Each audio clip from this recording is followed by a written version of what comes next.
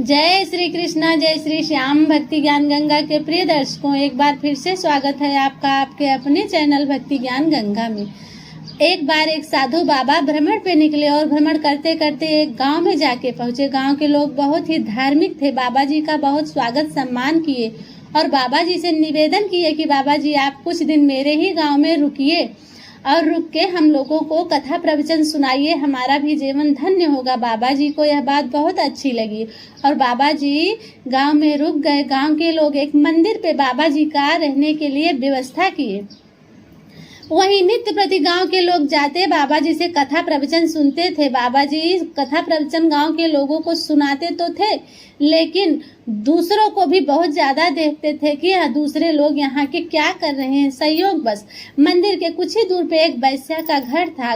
वैश्या का घर था तो वहाँ लोगों का आना जाना लगा ही रहता था। घर ही था वैश्या का। बाबा जी का उस पे ज्यादा नजर रहती थी कि ये वैश्या क्या कर रही है।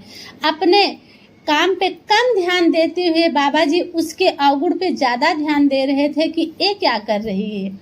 जितने भी लोग वैश्या के घर पे आते थे, बाबा जी उतना माटी का ढेला गिन गिन के अपने मंदिर के सामने रख दिया करते थे। अब संयोग बस वह माटी का ढेला, बाबा जी कुछ दिन मंदिर पे रुक गए तो माटी का ढेला एक विशाल रूप धारण कर लिया, एक ढेर बन गया। बाबा को बहुत क्रोध लगा कि यह मंदिर के सामने वैश्या ऐसा कुकृत्य कार्य कर रही है। तो बाबा जी वैश्या को बुलाए और बुला के बोले, तू कितनी अधम है और ऐसा कार्य कर रही है। वैश्या बहुत नम्र भाव से बाबा जी को प्रणाम किया और प्रणाम करके बोली कि बाबा जी मेरा तो यही काम ही है, मैं तो वैश्या ही हूँ, लेकिन आप तो साधु महात्मा है, आप काहे को इतना देख रहे हैं। वैश्या प्रणाम करके फिर चली गई अपने घर। साधु बाबा उसको बहुत डांटे फटकारे और फिर अपने काम में लग गए। कुछ दिन बाबा जी वहाँ रहे और रह के फिर वहाँ से चले गए धीरे धीरे समयानुसार। लेकिन बाबा जी का यही काम था, वो कथा प्रवचन तो सुनाते थे लेकिन दूसरे के अवगुण को भी बहुत ज्यादा देखते थे और अपने गुण पे बहुत ज्यादा अहम रखते थे कि हमारे अंदर बहुत ही गुण है, मैं बहुत ही धर्म प्रवृत्ति का इंसान हूँ, ऐसा बाबा जी के मन में अहम भाव रहता था।